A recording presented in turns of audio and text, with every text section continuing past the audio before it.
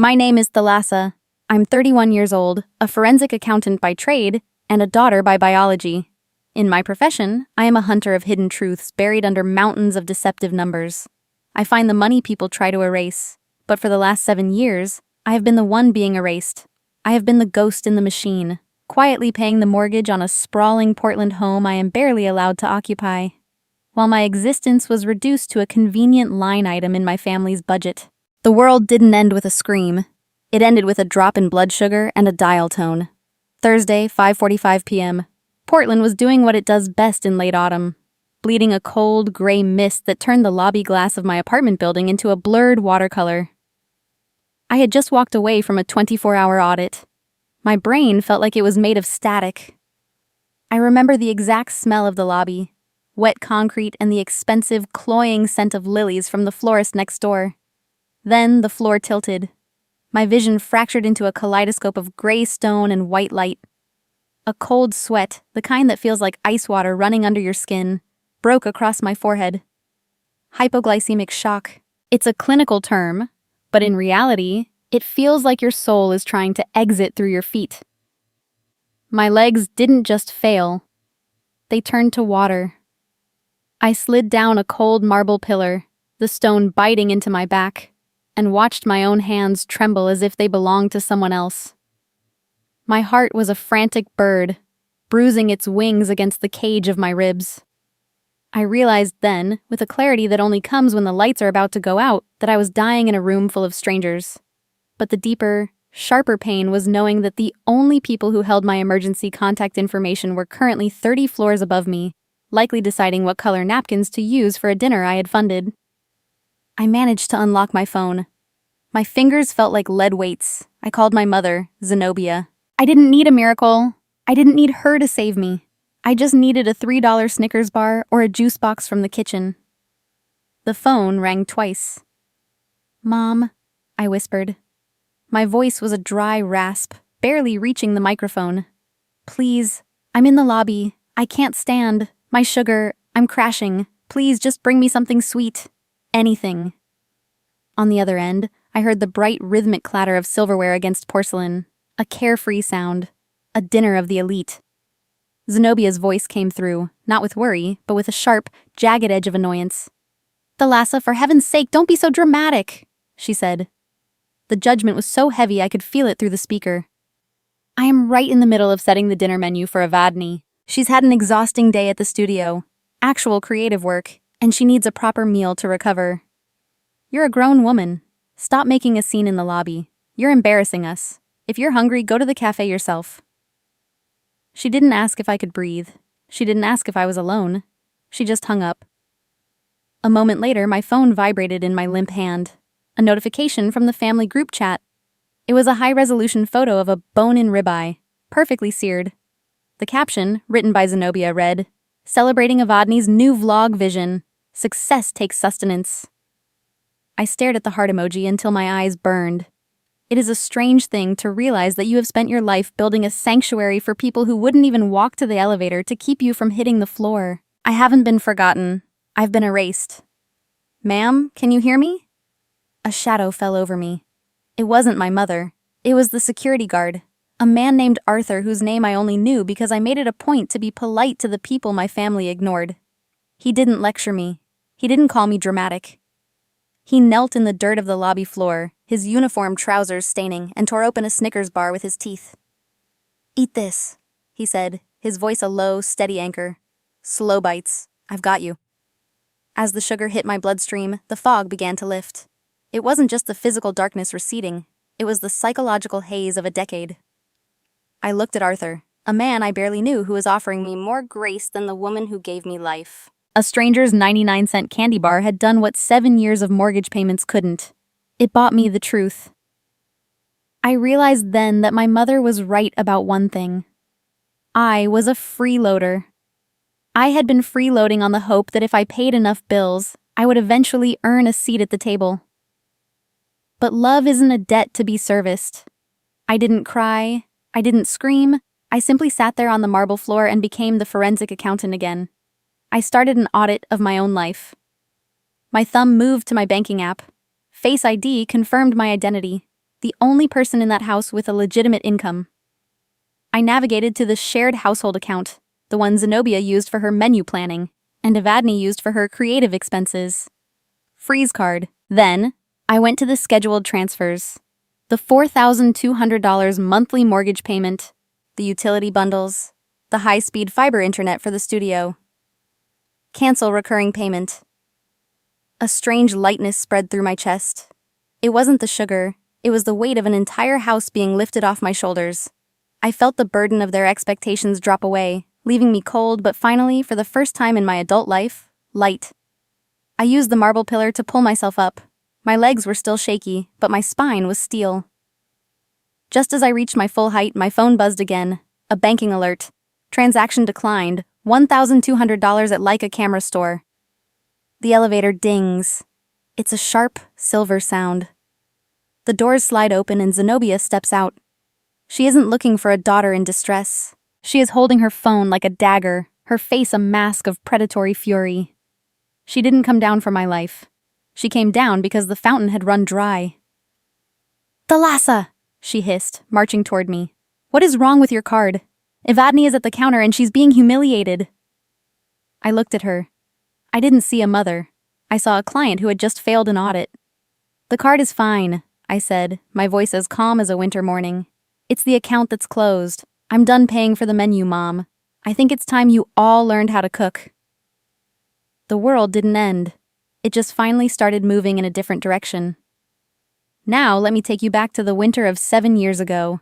In the gray, rain-slicked outskirts of Portland, Oregon, the sky was the color of a bruised plum, and the air in our house was thick with a silence that tasted like iron. In those days, I still believed that if I worked hard enough, I could earn a seat at the table.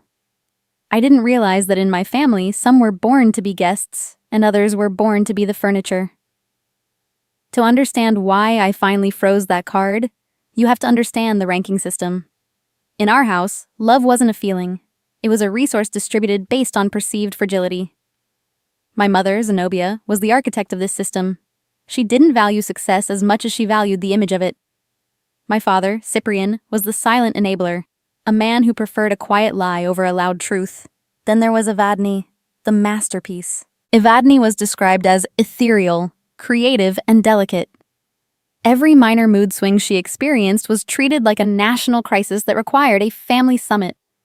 I was simply Thalassa, sturdy, efficient, and unbreakable. It was a paradox that defined my existence.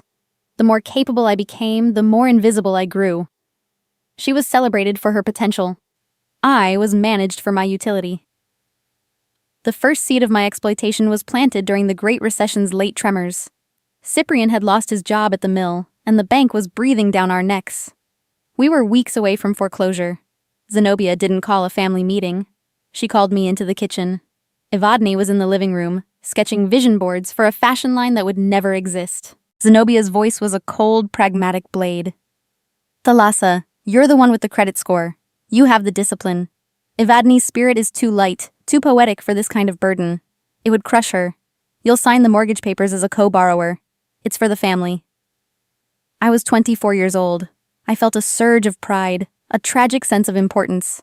I thought being the savior would finally make me visible to her. I signed the documents with a steady hand, believing I was the hero of the story. I didn't understand that in Zenobia's world, being the floor meant everyone felt entitled to walk on you without ever looking down to say thank you. As Marcus Aurelius once noted, the best revenge is to be unlike him who performed the injury. But back then, I was too busy trying to be the person they needed to realize I was losing the person I was.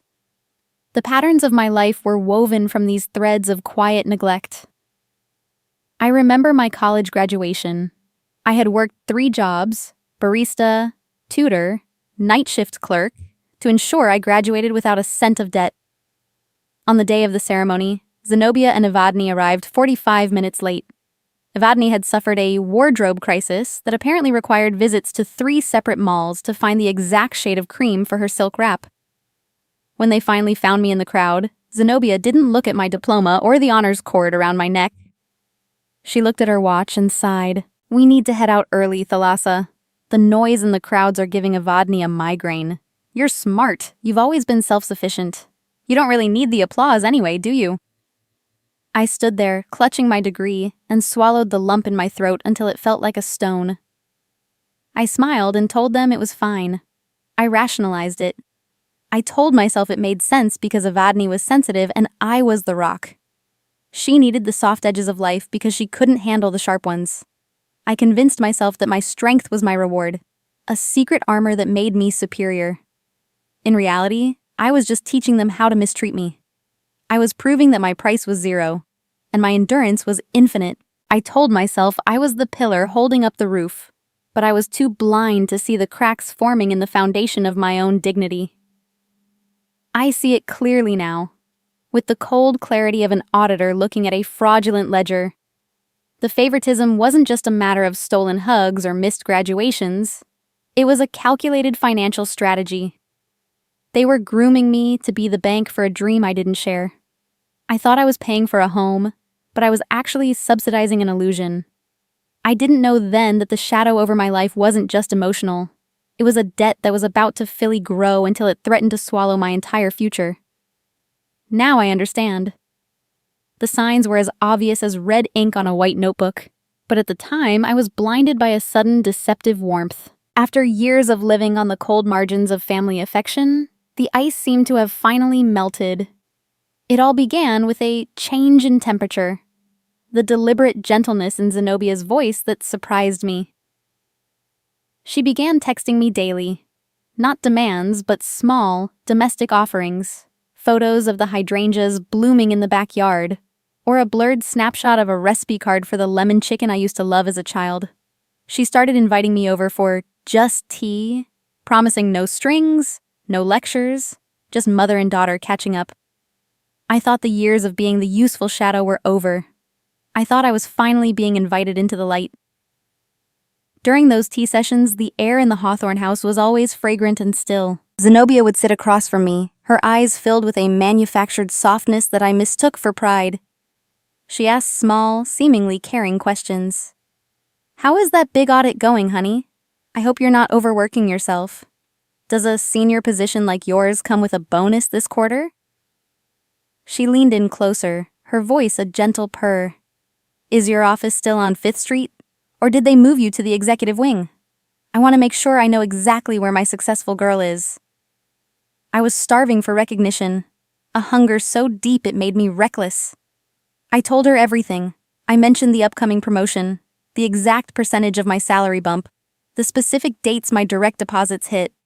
I felt like a person being seen for the first time. I didn't realize I was merely a field being surveyed. I was feeding the predator the exact map to my bank account, and I did it with a smile on my face. The first harvest happened during a quiet Sunday brunch. Zenobia looked troubled, her tea untouched. "Evadne is struggling with her studio rent, Thalassa. The market is just so cruel to artists. It's only $800. Just this once, honey? Only for a month, until her vlog gets picked up." My hand shook slightly as I opened my banking app. I looked at my savings, my freedom fund, and told myself it was just a temporary loan. I felt a rush of pathetic pride when Zenobia squeezed my hand and called me the anchor of this family. But just this once is the most dangerous lie a parasite ever tells. That $800 didn't stay alone. It became a monthly subscription to my sister's lethargy. It was the beginning of my ATM training. Slowly, the requests climbed the escalation ladder. It moved from rent to auto-normalization. First, it was the $800. Then, Zenobia suggested it would be easier if I just put the utility bills on my autopay since I was so organized. Then came Evadne's car insurance. Then emergencies that seemed to happen with the regularity of a heartbeat. A broken furnace, new tires for Evadne's car so she could get to networking events, a designer blazer for a business meeting. I started working 60-hour weeks just to stay ahead of their needs. When I arrived at the house, gray with exhaustion and trembling from caffeine, Zenobia would merely sigh. "We all have to sacrifice for Evadne's dream, Thalassa. You're the strong one. You don't know how lucky you are to have such a stable, practical mind. You don't feel the pressure like she does." The forensic accountant in me couldn't help but track the hemorrhage. I kept a secret spreadsheet on my laptop, a document that felt like a confession of my own weakness. Column A, date. Column B, amount. Column C, recipient, 90% Evadne. Column D, reason, loan, crisis, dream support. At the end of 11 months, the shock total stared back at me in bold black font, $42,600. That was a down payment on a studio apartment of my own. That was my safety net, chewed up and spat out in the form of Evadne's takeout boxes and silk scarves. The final blow of that era came from my father, Cyprian. He was watching the evening news while I was handing Zenobia a check for the property taxes. He didn't look up, but his voice was heavy with a compliment that felt like a slow-acting poison. "You're a good girl, Thalassa. Reliable. Without you, Evadne would have spiraled into a deep depression months ago. It's a shame you aren't more like her. Creative, vibrant, full of life, but at least you're useful." Useful? I wasn't a person. I was a tool, kept in a drawer until something broke. I sat in my car that night, staring at the darkened windows of the house I was paying for but wasn't allowed to inhabit. I realized then that I had handed them the keys to my life. One just this once at a time. I had provided the ammo, the rifle, and the target, and I was still waiting for them to say they loved me for it. I didn't know it yet. But the reckoning was coming. And it was going to start with a phone call I should have never answered, a call that would finally force me to see the blood on the ledger. It was 6:12 p.m. on a Tuesday in the third year of my invisible tenure as the family bank. That's when everything cracked open. I was driving home after a 16-hour forensic audit in downtown Portland, the kind of day where the numbers begin to swim behind your eyelids like predatory fish. The rain was heavy, a thick curtain of gray that turned the asphalt into a mirror of neon and brake lights. The mechanism of the accident was almost silent. A delivery van ran a red light at the intersection of Burnside. There was no time to scream, only a sharp intake of breath. Then came the impact, the visceral screech of tires on wet pavement followed by the sound of a giant crushing a soda can. My world tilted. The side window didn't just break. It turned into 1,000 diamonds that bit into my skin. There was the smell of hot metal, burnt rubber, and then a terrifying stillness. I woke up to the rhythmic hiss-click of an oxygen mask and the sterile, biting scent of antiseptic. My left side felt like it was on fire. Broken ribs, a collapsed lung. The high-pitched beep-beep of the heart monitor was the only thing keeping me anchored to the room. I was adrift in a sea of white curtains and fluorescent lights. By 7:45 p.m., the pressure became administrative. My bag, containing my laptop with the sensitive audit files and my apartment keys, was still in a locked impound lot across town. The hospital needed my physical ID and insurance card to finalize the surgery intake for the internal bleeding. I was on a clock. I called Zenobia. I didn't ask for a hug or a prayer. I asked for a 15-minute favor. "Mom," I whispered into the phone, my breath hitching with the pain of my ribs. "I'm at St. Vincent's ER. There's been an accident. I need my ID from my desk and my insurance card. I'm going into surgery soon. Please, I just need you to bring them." There was a long pause on the other end. In the background, I heard the faint, elegant chime of a restaurant quartet and the clinking of wine glasses. When Zenobia finally spoke, her voice wasn't filled with a mother's terror. It was filled with the weary impatience of someone who had been interrupted at a gala. "Thalassa, honestly," she said, her voice dropping into that familiar, judgmental register. "You've always had a flair for the dramatic. Evadne's latest vlog just hit 10,000 views, and we are right in the middle of a celebratory dinner at the club. I am not ruining her night because you were careless with your handbag. Figure it out." Then the notification pings started. In the family group chat, Zenobia posted a message for the whole extended circle to see. "Thalassa's being dramatic again. Claims she's in the ER and wants us to fetch her things. We're staying at dinner. Some people just can't stand not being the center of attention." A thumbs-up reaction appeared from Evadne. A wine glass emoji followed from Cyprian. Below it, the cruelest two words in the digital age appeared. "Seen by all." Elena, a nurse with tired eyes and a steady hand, was changing my IV bag. She glanced at the screen of my phone, which was still lit up on the bedside table. She didn't say anything at first, but I saw her jaw tighten until the bone was visible. Without a word, she pulled out her own phone, took a clear photo of the group chat on my screen, and then looked me dead in the eye. "For your records," she whispered, her voice a low hum of solidarity. "You might need this later. I've seen enough families in this ward to know which ones are made of glass." By 8:04 p.m., Elena helped me finalize the official anchors of my reality. We log the police report number, #PDX 9921, the ER intake timestamp, and the bill estimate for the trauma care. The hospital wristband felt like a shackle, but the growing pile of paperwork felt like a shield. I didn't cry. Tears are a luxury for people who have someone to catch them. Instead, I stayed in forensic mode. I called an elite courier service and paid a $150 urgent pickup fee to have my spare keys retrieved from my office lockbox. Triple rate, worth every penny. I hired a private bedside assistant for the night, a stranger I paid to be the person my family refused to be. The aftermath was a blur of 3 days. White walls, shallow breaths, and the dull throb of post-surgical pain. On my bedside table sat a $12,000 bill estimate. No calls came. No flowers arrived. On day 4, as I was waiting for my discharge papers, a single text arrived from Zenobia.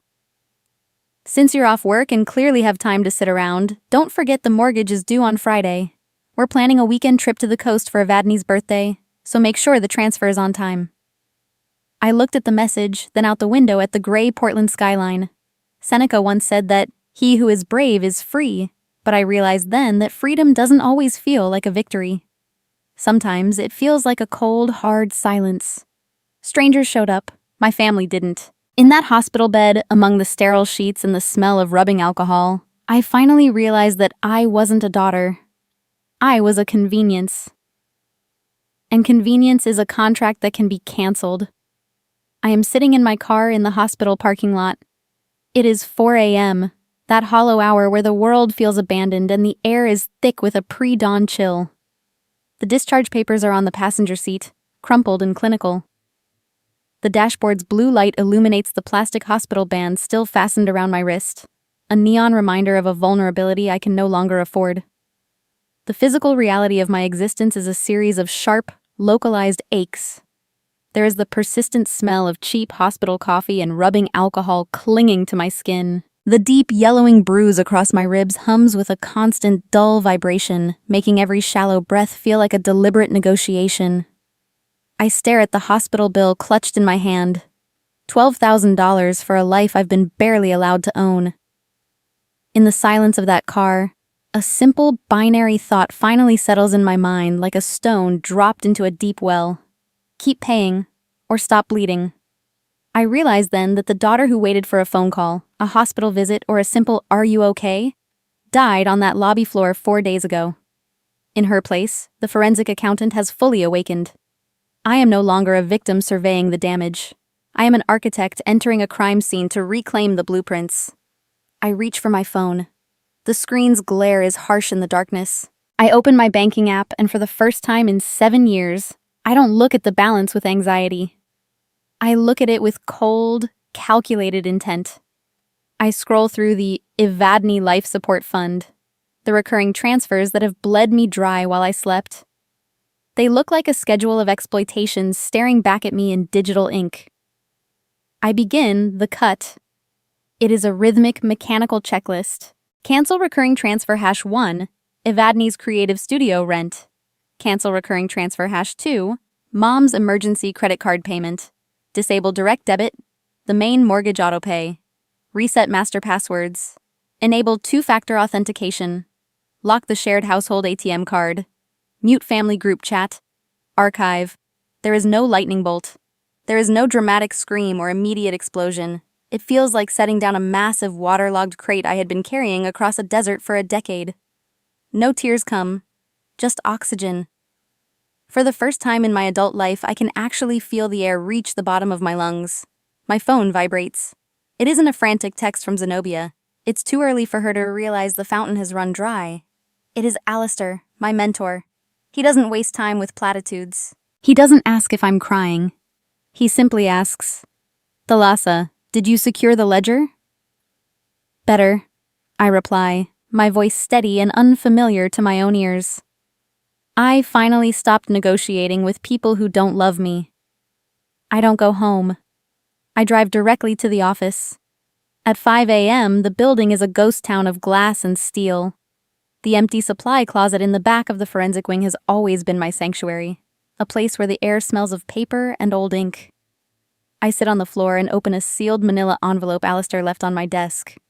Inside is the ghost file, a document I should have looked for years ago. As I scan the mortgage history, I see it. A home equity line of credit pulled 3 years ago for $50,000. The signature on the bottom reads Thalassa, but the handwriting is a frantic looping imitation. Zenobia had forged my name to fund Evadne's European wellness retreat. The trip, they told me, was a medical necessity for her fragile nerves. But the deeper sting comes from a microfiche printout of my grandmother's original deed. I trace the lines with my finger, my heart slowing to a heavy, rhythmic thrum. The house on Hawthorne Street was never a family asset to be managed by the capable son or the strong daughter.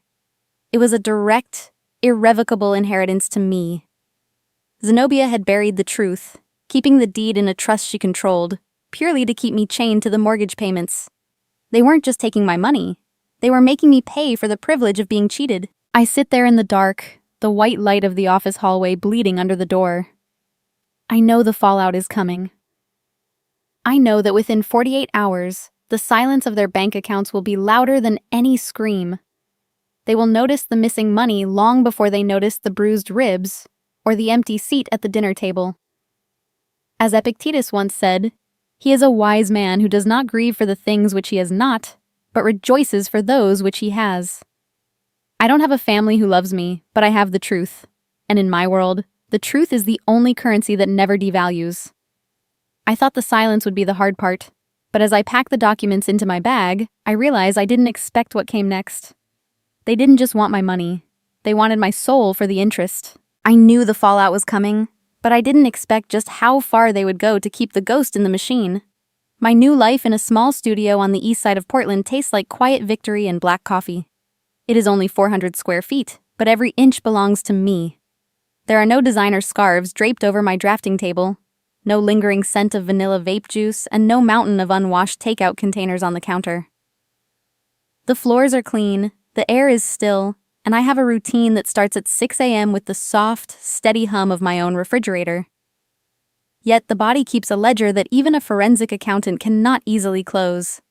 I still find myself reaching for 3 plates instead of 1 when I set the table. Sometimes, when a cold wind hits the side of my face, I feel the phantom sting of Zenobia's hand, a memory trapped in the nerves of my jaw.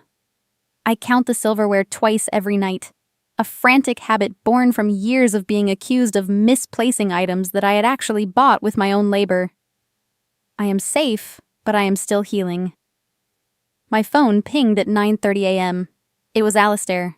His messages never carried the fluff of social niceties. Thalassa, the bank sent the formal notice to the Hawthorne house today, the one you are still legally anchored to. Zenobia has made a move. You need to see the fallout before it swallows your credit. Come to the office now. I didn't hesitate. I threw on my coat, grabbed my bag, and was behind the wheel in 4 minutes. ETA, 6 minutes. I drove with the kind of focused kinetic energy that defines my work. I wasn't running away anymore. I was running toward the confrontation. By Saturday at 10:14 a.m., I was back in my studio, standing at the kitchen island, pouring pancake batter. The domestic peace was shattered by 3 heavy, measured thuds against my door. It wasn't the frantic, emotional pounding of a family member. It was the sound of authority. 3 knocks, 5 seconds of silence. 1 final, decisive thud. I looked through the peephole. Standing there was a man in a sharp charcoal suit, clutching a manila envelope. I recognized him. Barden, a senior representative from the mortgage servicer I had dealt with years ago. I opened the door, but I didn't invite him in. I stood my ground. "Miss Thalassa," he said, his voice as dry as parchment. "We've initiated the foreclosure process on the Portland property. Since you withdrew as the primary payer, the secondary guarantor, your mother, Zenobia, has defaulted within 48 hours. However, she has filed a counter affidavit. He handed me a document. Evidence number 4. My eyes scanned the lines, and for a moment, the room turned cold. Zenobia wasn't just bankrupt. She was trying to seize my remaining capital by filing a lawsuit claiming I was mentally incompetent to manage my business. She invoked a psychosis following my car accident, using my medical absence as evidence that I posed a threat to the family fortune. She wanted to declare me a state protector so she could regain control of the bank accounts I had frozen. I felt my pulse thrumming in my throat, a rhythmic drumbeat of indignation. I didn't scream. I didn't cry out. I looked at Barden and took a breath. As Eleanor Roosevelt once said, "No one can make you feel inferior without your consent." I was withdrawing my consent. "I'll see you at the anniversary gala on Sunday night, Mr. Barden," I said, my voice vibrating with a quiet, dangerous power. "I'll be there with my own records, the real ones." He gave a slight professional nod and turned to leave. I closed the door and looked at my counter. There, tucked under a bowl of fruit, was an ivory-colored card I had received weeks ago. 30th Anniversary Gala, celebrating Zenobia and Cyprian. This was the event container. This was where they planned to solidify the lie in front of every relative, donor, and business associate we knew. I looked at the invitation line, and the irony was a bitter weight in my stomach. It read, "Graciously hosted by our eldest daughter, Evadne. Hosted by the sister who hadn't earned a single dollar in a year. Hosted in the house I had saved from the brink of ruin. They were using my sacrifice as the stage for my character assassination." I picked up my forensic audit binder, the heavy, red-tabbed monster of a file I had been building. I clipped my professional badge to my lapel. Thalassa, Senior Forensic Accountant. I stared at the name in the mirror for exactly 6 seconds. I was no longer the freeloader. I was no longer the invisible daughter. I was the auditor, and the family's books were about to be balanced in public. At that gala, I wasn't going to argue. I wasn't going to plead for my mother's love or my father's respect. I was going to let the facts speak a language Zenobia couldn't mistranslate. The stage was set, the evidence was logged, and the clock was ticking. The rhythmic whir-click of my home printer was the only pulse in my studio at 2 a.m. It was a methodical, obsessive sound, a surgical preparation for a battle of narratives. I was printing 84 pages of cold, hard reality, bank statements, color-coded spreadsheets, and high-resolution screenshots of Evadne's private social media accounts, the ones where she flaunted the luxury I had financed while she mocked me as a helper. I felt the warmth of the fresh ink on the paper as it slid out of the tray. I organized the documents chronologically, placing them into transparent sleeves within a heavy, crimson 3-ring binder. I applied small, neon yellow "Sign Here" tabs to the forged lines on the home equity loan documents. My hands shook slightly, not from a lack of courage, but from the sheer weight of the truth I was carrying. As a forensic accountant, I knew that in a world of emotions, the ledger is the only thing that doesn't lie. I wasn't preparing to win an argument. I was preparing a forensic autopsy of a decade of betrayal. I needed a physical anchor so that the reality of my life couldn't be blurred by Zenobia's practiced tears. A few hours later, I met Alistair for a quick coffee. He flipped through the red binder with the grim focus of a general reviewing a battle plan. He stopped at the final tally on the summary page. $422,800, he said, his voice a low hum of sobering clarity. "That's the total cost of your sister's dream and your mother's pride. And they had the audacity to call you a freeloader." He closed the binder and slid it back across the table, his eyes locking onto mine with surgical precision. "Don't raise your voice today, Thalassa. Let the paper do the screaming." As I walked back to my car, my phone vibrated. A text from my cousin, Leo. "Thalassa, are you okay? Aunt Zenobia called the entire family this morning. She said you had a total mental breakdown after the accident. She's telling everyone you're confused and erratic because of head trauma and that you've stolen the family's emergency savings. People are worried, but they're also whispering." I gripped the steering wheel. The smear campaign had begun. They were discrediting the witness before I even stepped into the arena. It was a classic move of narrative control. Label the victim as unstable, so that any truth they speak is dismissed as a symptom. The Benson Hotel ballroom was a sea of old money coldness. Crystal chandeliers threw fractured light across 100 people in formal wear, the very community my parents had spent my life's blood to impress. The air was thick with the scent of expensive lilies, champagne, and the muted strain of a string quartet playing Vivaldi. I walked in alone. I wasn't wearing a dress.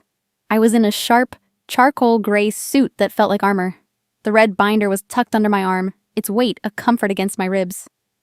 The room went quiet in sections as I passed.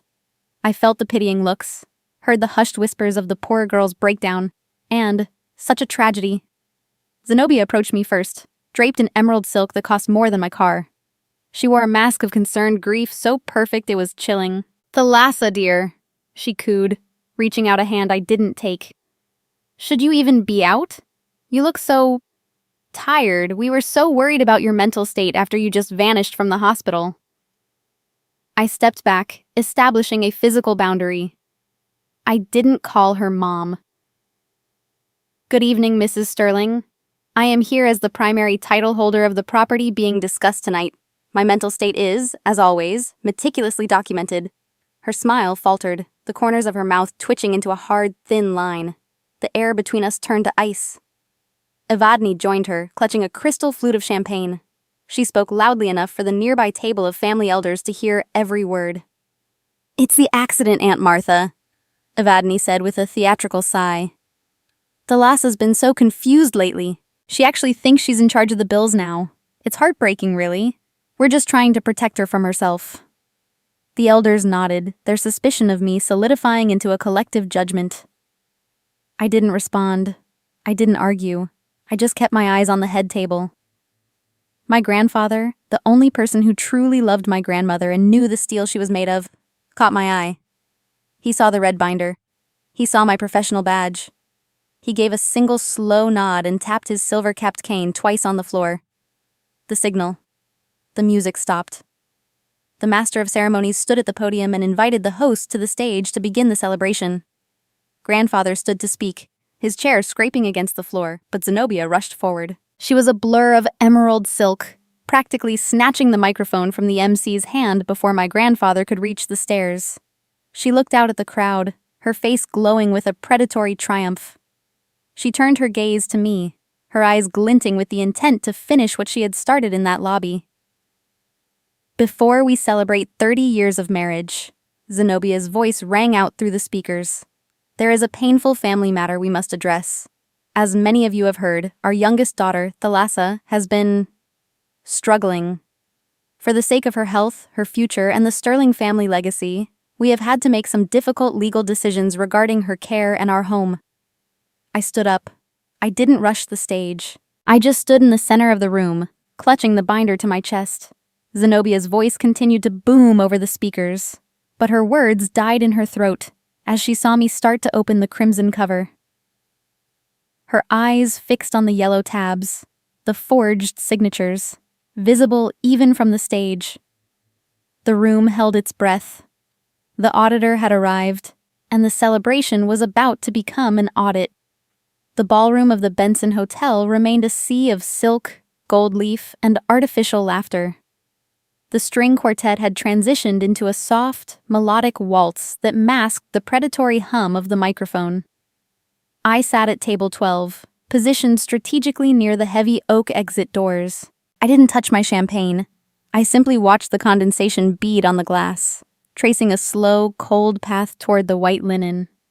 Zenobia stood at the podium, the emerald silk of her gown shimmering under the chandeliers. She didn't just celebrate 30 years of marriage, she weaponized the milestone. "It hasn't been easy," she sighed into the mic, her voice cracking with a rehearsed sorrowful tremor. Her eyes cast a fleeting, concerned look toward my table. To maintain this family's dignity and legacy, while our youngest, Thalassa, struggled so deeply with her stability. We've had to quietly reallocate so much of our own security just to keep her afloat after her unfortunate accident. But that is what a mother does. We carry the burdens our children cannot. A ripple of pity moved through the room. I saw Evadne nodding solemnly from the front row, dabbing at a dry eye with a lace handkerchief. They were building a gallows out of lies in front of 100 witnesses, and the crowd was nodding along, handing them the rope. I didn't stand. I didn't shout. I simply counted my heartbeats, 68 beats per minute. I watched my father, Cyprian, stare intensely at the polish of his shoes. I was the only person in the room who wasn't performing, and the weight of my silence began to act as a vacuum, drawing the tension towards center stage. The power shift happened with the sound of a cane hitting the floor. My grandfather stood up at the head table. He didn't need a microphone. His voice was old timber and iron. "Zenobia, enough," he said, his tone cutting through the waltz. "If we are discussing family legacy, let's discuss the foundation. The truth doesn't need a celebratory menu." The room went ice cold. I didn't say a word. I reached into my pocket and pressed send on a pre-scheduled broadcast message to the Sterling Family and Associates group chat. A thread that included every major donor, elder, and business partner in the room. 100 phones chirped simultaneously. A wave of blue light washed over the audience as people reached for their devices. It wasn't a rant or a plea. It was a PDF titled Forensic Financial Summary, The Sterling Property 2019 to 2026. The data was clinical, undeniable, and devastating. Total mortgage payments, contributed by Thalassa, $284,000. Evadne's studio and lifestyle expenses, paid by Thalassa, $112,000 unauthorized home equity withdrawal, forged signature, $50,000, total financial contribution, Zenobia and Evadne, $0. As the guests scrambled to scroll through the evidence, the double doors at the back of the room opened. Barden, the representative from the mortgage servicer, stepped through. He walked with measured, administrative steps directly to the head table. He didn't look at the cake or the flowers. He placed a bright yellow foreclosure notice directly on the emerald silk of Zenobia's sleeve. I stood up. I didn't walk to the stage. I spoke from the shadow of the exit. "I didn't come here to embarrass you, Zenobia," I said, my voice as level as a horizon. "I came to stop being the secret you used to fund your pride. For 7 years, I paid for a house I wasn't allowed to call home. I paid for dreams that were actually just expensive delusions. I am not confused or unstable. I am simply finished." I looked at the guests. They weren't looking at me with pity anymore. Their eyes moved from Zenobia's $5,000 dress to the yellow document on the table, and then to the forensic ledger on their screens. A physical vacuum began to form. People stepped back, creating a visible distance between themselves and my parents. The social capital they had spent my life's blood to build was evaporating in real time. "If you want a daughter," I continued, "you can find me at my office. If you want an ATM, the account is closed. That is the boundary." Zenobia's face went a mottled gray, her mouth working but no sound coming out. Evadne looked at her phone and then at me, her mask of fragility finally shattering into genuine, ugly panic. I set my champagne glass down on the marble table. The clink was small, but in the sudden, heavy silence of the ballroom, it sounded like the strike of a gavel. I picked up the red binder, tucked it under my arm, and walked toward the door. I didn't look back. I didn't need to. I felt my world axis had finally returned to balance. The books were balanced, the truth was recorded, and the debt was paid. The Benson Hotel ballroom didn't explode in the wake of the ledger's release. It exhaled. The predatory energy that had fueled Zenobia's speech vanished, replaced by a vacuum of stagnant, heavy air. There was no shouting, no dramatic upheaval, only the clinical sound of high heels on marble and the soft, rhythmic clink of a server clearing an untouched plate. My family stood at the center of a widening circle of silence. The relatives didn't look at my mother with active anger. They looked at her with a sudden, sharp distance, the kind reserved for a bankruptcy or a contagious illness. Conversations resumed in hushed tones, but they bypassed Zenobia like water flowing around a stone. Her authority hadn't just been challenged, it had simply evaporated, leaving her a small, trembling figure in $5,000 of emerald silk. As I walked toward the exit, a cousin I hadn't spoken to in years, someone who had always laughed the loudest at my practicality, touched my shoulder. No words were exchanged, just a brief, sobering look of realization. The silence in that room was the most honest conversation we had shared in a decade. My phone buzzed continuously during the Uber ride back to my studio. The screen was a frantic stream of texts from Zenobia. How could you humiliate us? You've ruined your sister's future. We are your blood, Thalassa. You've betrayed everything. There was no apology, no acknowledgement of the forgeries or the neglect.